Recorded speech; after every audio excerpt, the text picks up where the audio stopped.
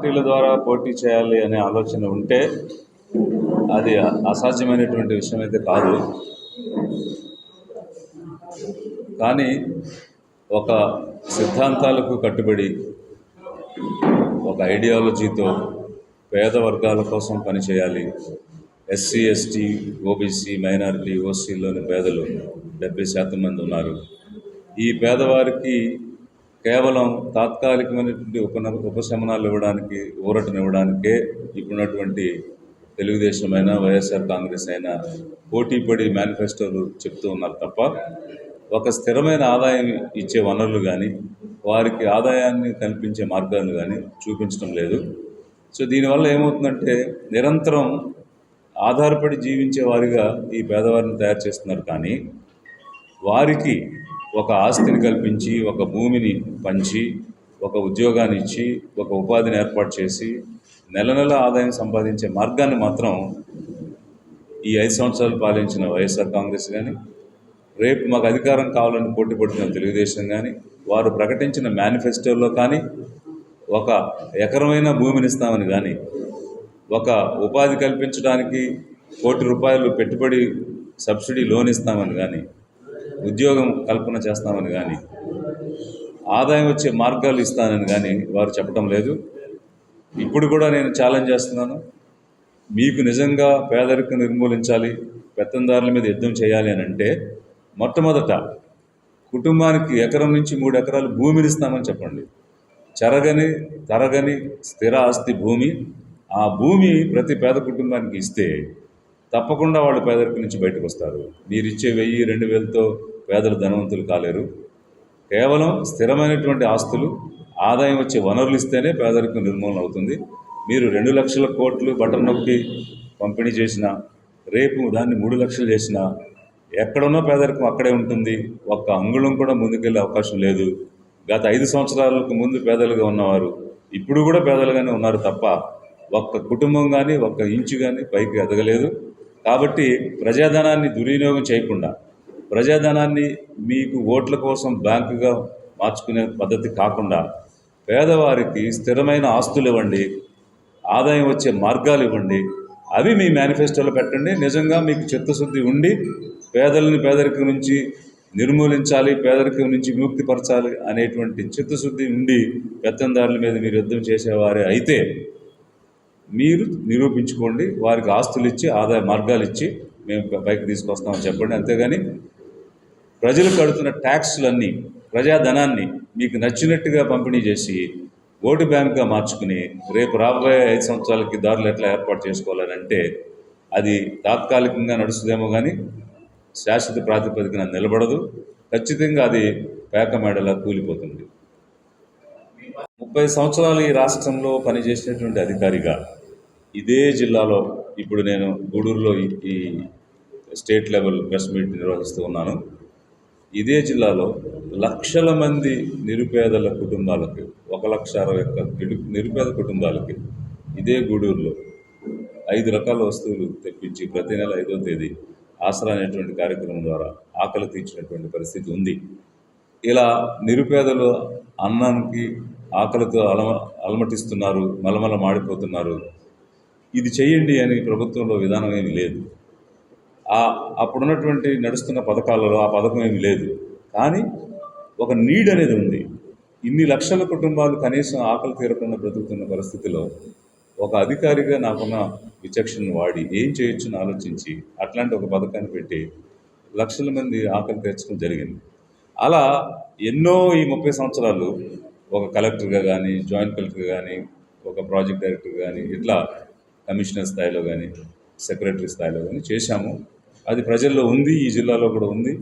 కాబట్టి చేసినటువంటి అనుభవంతో పాటు పేదవారి కోసం పనిచేసినటువంటి ఒక ట్రాక్ రికార్డుతో మేము ముందుకు వచ్చున్నాం. కాబట్టి ఖచ్చితంగా ఎవరితో పోల్చినా కూడా ఒక మెరుగైనటువంటి పాలన, మెరుగైనటువంటి సేవ అందించి వచ్చున్నాను. కాబట్టి డెఫినెట్గా నాకు అవకాశం దొరుకుతుందని నేను భావిస్తున్నాను.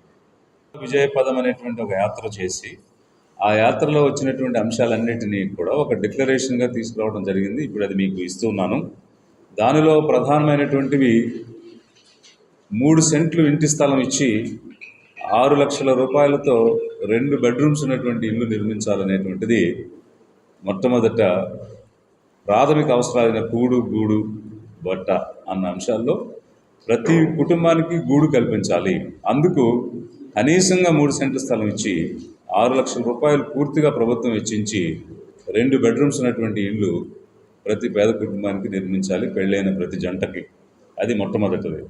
అలాగే పేదలకి 1 ఎకరం నుంచి 3 ఎకరాల భూమిని పంపిణీ చేయాలి, లేకపోతే కొనుగోలు చేసి శాచ్యురేషన్ విధానంలో ఎస్సీ ఎస్టీలకు, అలాగే బీసీ మైనారిటీ ఓసీలో ఉన్నటువంటి పేదలకు వారు చేపట్టబోయేటువంటి వృత్తిని బట్టి, వ్యాపకాన్ని బట్టి, భూమి అయితే భూమి, వ్యాపారం అయితే వ్యాపారానికి కావాల్సిన పెట్టుబడి నిధులు ఇవ్వాలనేటువంటిది రెండవది ముఖ్యమైనటువంటిది. ఈ విధంగా యువతకు సొంత వ్యాపారాలు చేసుకునే వారికి 10 లక్షల నుంచి 50 లక్షలు సబ్సిడీ రుణాలు, స్టార్టప్ కంపెనీలు పెట్టే వాళ్ళకి 1 కోటి రూపాయల నుంచి 10 కోట్లు పెట్టుబడి నిధులు ప్రభుత్వం ద్వారా ఏర్పాటు చేయించడం అనేటువంటిది యూత్ కోసం. దాంతోపాటు యూపీఎస్సి ఏ విధంగా అయితే ఒక రిక్రూట్మెంట్ నోటిఫికేషన్ ఇచ్చినప్పుడు 12 నెలల్లో అంటే సంవత్సర కాలంలో పూర్తి చేస్తుందో, అలా మన దగ్గర ఉన్నటువంటి లక్షలాది ఖాళీలు ఉన్నాయి ఇప్పుడు మన ఆంధ్రప్రదేశ్ గవర్నమెంట్లో. ఈ లక్షల ఉద్యోగాలు అనౌన్స్ చేయటమే కాకుండా 1 ఇయర్ సైకిల్లో పూర్తి చేయాలి. అలా 1 ఇయర్ సైకిల్ ఎవ్రీ ఇయర్ ఇవ్వాలి. ఇవి యూత్ కోసం మేము ప్రతిపాదిస్తున్నవి. మహిళల కోసం ప్రత్యేకంగా గ్రామ స్థాయిలో కుటీర పరిశ్రమలు పెట్టి వారికి ఉపాధిని కల్పించాలనేటువంటివి మేము కొత్తగా తీసుకొస్తున్న ప్రతిపాదన. ఎందుకంటే యాత్రలో నేను చూశాను, ప్రతి గ్రామంలోనూ మహిళలు అడుగుతూ ఉన్నారు, మాకు వ్యవసాయ పనులు లేవు, ఏ పనులు లేవు, చదువుకున్నాం, ఖాళీగా ఉంటున్నాం, ఉపాధి కల్పించండి. చదువుకున్న ప్రతి irrespective of caste, ST, BC ఇర్రెస్పెక్ట్ అడుగుతున్నటువంటిది. గ్రామీణ స్థాయిలో, పట్టణ స్థాయిలో వారికి అందుబాటు కల్పించాల్సిన చాలా ఉంది. అందువల్ల మన ఎకానమీ కూడా డెవలప్ అవుతుంది, తలసరి ఆదాయం కూడా పెరుగుతుంది. పారిశ్రామిక రంగం, ఉత్పత్తి రంగం, సేవా రంగం వీటన్నిటిని కూడా అభివృద్ధి చేసి ముందుకు తీసుకెళ్ళాలి. ఇవి మేము డిక్లరేషన్ తీసుకొచ్చాం. వీటితో పాటు మరికొన్ని ఇరిగేషన్ కానీ, ఇన్ఫ్రాస్ట్రక్చర్ కానీ వీటన్నిటినీ కూడా జోడించి ప్రధాన పాత్ర వహిస్తుంది అన్న విషయాన్ని అందరూ కూడా చర్చించుకుంటూ ఉన్నారు. మేము గ్రామాల్లో తిరుగుతున్నప్పుడు ప్రజలు కూడా చాలా స్పష్టంగా తెలియజేస్తూ ఉన్నారు. గత ఎన్నికల్లో ఎంత డబ్బు ఇచ్చారు, ఏ విధంగా ఇచ్చారు అని కూడా చెప్పారు. మా దగ్గర విజువల్స్ కూడా ఉన్నాయి. అయితే మేము ప్రతి చోట కూడా చెప్తూ ఉన్నాము, డబ్బు ఇచ్చేవాళ్ళు, తీసుకునేవాళ్ళు అనే విషయాన్ని పక్కన పెడితే, డబ్బు ఇచ్చి ఓటు కొనుక్కోవడానికి ప్రయత్నం చేస్తూ ఉన్నారు అని అంటే దాని అర్థం వారి మీద జనంకి నమ్మకం లేదు. సో మాకు ఓటేయండి అని అడిగేవారు డబ్బు ఇచ్చి ఓటేయండి అంటున్నారంటే, మేము ఎలాగో మీకు పని చేయం, మేము ఎలాగో మీకు సేవ చేయం, సేవ చేస్తానన్న నమ్మకం కూడా మీకు మా మీద లేదు, కాబట్టి ఈ డబ్బులు తీసుకుని ఓటేయండి అని అడుగుతూ ఉన్నారు. అది 1000, 2000, 3000, 4000 అనేది సందర్భాన్ని బట్టి, పరిస్థితిని బట్టి, అక్కడుండే అభ్యర్థిని బట్టి నడుస్తుంది అనేది కూడా ప్రజలే చెప్తూ ఉన్నారు. ఇలాంటి సందర్భంలో ఓటు కోసం ఎక్కడ కూడా రూపాయి ఇచ్చి ఓటు అడిగే దయనీయమైనటువంటి పరిస్థితి అయితే మాకు లేదు. అలాంటి పొరపాట్లు కూడా ఎప్పుడు కూడా మేము చేయం. ప్రజల దగ్గరికి వెళ్ళి ఏ విధంగా ప్రజలకు సేవ చేయగలుగుతాం, ఎలా ఒక వ్యవస్థ నిర్మాణం చేయగలుగుతాము అన్న విషయాలు తెలియజేస్తూ ఒక నమ్మకం ద్వారా ఓటును సాధించాలనే ప్రయత్నంలోనే మేము ఉన్నాము. ఒక అనుసంధానమైనటువంటి వ్యవస్థగా ప్రజలతో మమేకమై ముందుకు వెళ్ళాలని అనుకుంటున్నాం. ఎందుకంటే రోజువారీగా ఏదో ఒక ఇష్యూ, ఏదో ఒక సమస్య జనాలకు వస్తూ ఉంది. కానీ ఏ గ్రామానికి వెళ్ళినా అప్పుడు వచ్చి ఓటేయించుకుని వెళ్ళిపోయారు, మళ్ళీ 5 సంవత్సరాల వరకు మా ముఖం చూడలేదని ప్రతి పార్టీలతో సంబంధం లేకుండా ప్రతినిధుల గురించి చెప్తున్నారు. మరి 5 సంవత్సరాలు వారిని పట్టించుకోకుండా, వారికి వచ్చిన సమస్యల గురించి స్పందించకుండా ఎలక్షన్ వచ్చినప్పుడు మాత్రమే కనిపిస్తూ ఉంటే ప్రజాస్వామ్యంలో ప్రజలకు వ్యవస్థ మీద, ప్రతినిధుల మీద నమ్మకం పోవడం అనేది చాలా సహజం. అలాంటి సందర్భంలో ఇలా ప్రతినిధులు కనిపించకుండా పోయే విధానం కాకుండా మేము నిరంతరంగా ఉండే విధంగా ఒక అనుసంధాన వ్యవస్థను మేము పెడుతూ ఉన్నాం. ఆ వ్యవస్థ ద్వారా ఎప్పటికప్పుడు మీతో అనుసంధానమై పనిచేస్తాం. మన సమస్యల్ని చట్టసభల్లో, అసెంబ్లీలో, పార్లమెంట్లో లేవనెత్తి మనకు అనువైనటువంటి చట్టాలు రూపొందించే విధంగా ప్రయత్నం చేస్తాం. ఆ నమ్మకంతో మాకు ఓటు వేయండి అని చెప్పేసి మేము వెళ్తూ ఉన్నాం. ఆ విధంగానే మేము ఓటు సంపాదిస్తాం. ప్రజల్లో అయితే చాలా చక్కని ఆదరణ వస్తుంది. మమ్మల్ని వాళ్ళు సరిగ్గా చూడలేదు, వీళ్ళు సరిగ్గా చూడలేదు, రెండు పార్టీలు కూడా పూర్తిగా విఫలమయ్యాయి, మేము మోసపోయాం అన్న వాయిస్ ఎక్కడికి వెళ్ళినా కూడా నిరంతరం కనిపిస్తూ ఉంది. సో ఈ సందర్భంలో తప్పకుండా నీతి నిజాయితీకి నిస్వార్థమైనటువంటి సేవకు ఓటు దక్కుతుందని మేము భావిస్తున్నాం.